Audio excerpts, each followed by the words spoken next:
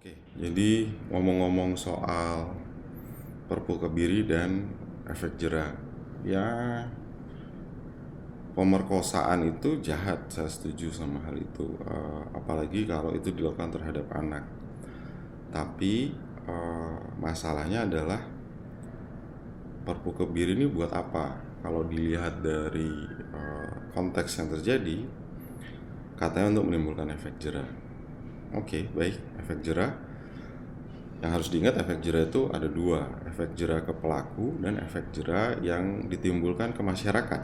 Pertanyaannya adalah, kalau efek jera ke pelaku, kita punya datanya nggak ya soal berapa orang yang sudah dipidana dan melakukan lagi perbuatannya. Jadi contohnya gini, kalau saja pemerintah punya data, misalnya para narapidana yang sudah keluar dari lapas karena dinyatakan bersalah melakukan pemerkosaan terhadap anak, berapa yang kemudian kembali lagi jadi residivis?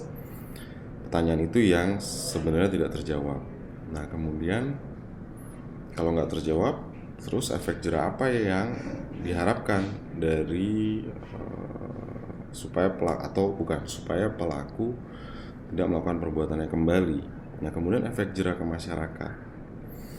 Efek jera ke masyarakat ini bisa dihitung dari banyak hal. Misalnya, berapa sih sebenarnya laporan yang masuk ke polisian? Saya yakin data itu tidak ada, atau kalaupun ada bisa sangat bervariasi. Misalnya data yang masuk ke KPAI, Komnas Perempuan, Kementerian Pemberdayaan Perempuan dan Perlindungan Anak, misalnya bisa sangat bervariasi. Tapi berapa sebenarnya laporan yang masuk ke seluruh kantor-kantor polisi di seluruh Indonesia, itu ada berapa mengenai perkosaan anak? Kalau tersedia datanya, data lain yang perlu disediakan adalah berapa yang diproses sampai kejaksaan misalnya di seluruh Indonesia. Kemudian berapa yang diproses sampai ke pengadilan. Nah, ini penting karena untuk melihat data real dan juga gambaran bagaimana sistem hukum berlangsung untuk memproses para pelaku pemerkosaan ini. Yang saya takutkan adalah jumlah laporan yang masuk ke polisian itu jumlahnya cukup besar, tapi kemudian yang diproses sampai ke pengadilan nggak sampai sepertiganya, akhirnya membuat orang marah. Jadi gampangnya gini, kalau dari 10 kasus perkosaan terhadap anak hanya 2 atau 3 kasus yang diproses sampai ke pengadilan, masyarakat bisa sangat marah.